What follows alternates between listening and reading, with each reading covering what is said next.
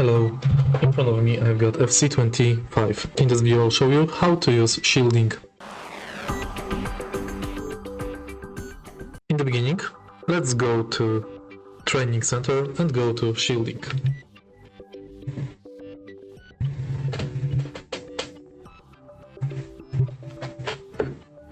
To protect ball, press and hold L2 button.